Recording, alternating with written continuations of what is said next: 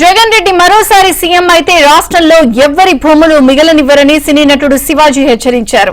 Land titling act తెచ్చింది దానికోసమే అన్నారు. కబ్జాకోరుల చేతుల్లో అదొక ఆయుధంగా మారిపోతుందని ఆందోళన వ్యక్తం చేశారు. గుంటూరు జిల్లా చిలకలూరుపేట మండలం మురికిపూడిలో కూటమి అభ్యర్థి ప్రతిపాటి పుల్లారావుకు మద్దతుగా శివాజీ ప్రచారం నిర్వహించారు.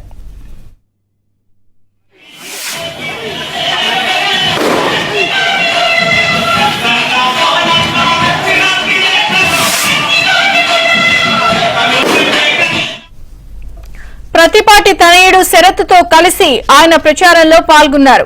ఇంటింటికి వెళ్లి తెలుగుదేశం సూపర్ 6 పథకాల గురించి వివరించి కరపత్రాలు పంపిణీ చేశారు.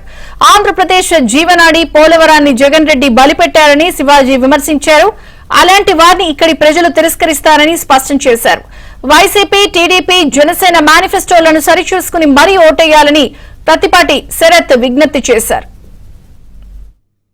కాపాడుకుంటారా లేదా బంగాళాఖాతంగా కలుపుకుంటారా మీ విఘ్నత. అది రాబోయే తరాల జీవితం మాత్రం పూర్తిగా భూస్థాపితం అయిపోతుంది. ఈ యాక్షన్ తర్వాత మీరు గనక తప్పుడు నిర్ణయాలు తీసుకుంటే మీరు ఆలోచించండి, అప్పు ఎలా దొరుకుతుంది.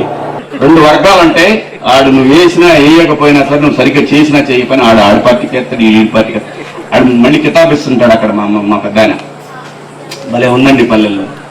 పల్లెల్లో అలా ఉంది కాబట్టి నేను ఇప్పుడు మీకు నిజం చెప్పడానికే వచ్చాను. మీరు ఆలోచించుకొని, మీ భూమి దాకా వచ్చిన విషయం ఇది దాటిందంటే మీ బతుకు బంగాళాఖాతమే.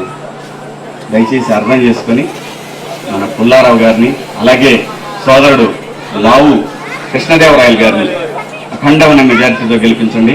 చూసారా మీరు, మనం ఎంత మరీ అంత ఎదవల్లా కనపడుతున్నామా? ఇక్కడ ఎవరు లేరా? వైసీపీకి ఇక్కడ ఎవరు అభ్యర్థి దొరకలేదా? ఒక గుంటూరు నుంచి, అక్కడ నెల్లూరు నుంచి వచ్చాడు ఇంకొక అతను. మహాజన్ ఎవరో లేదా?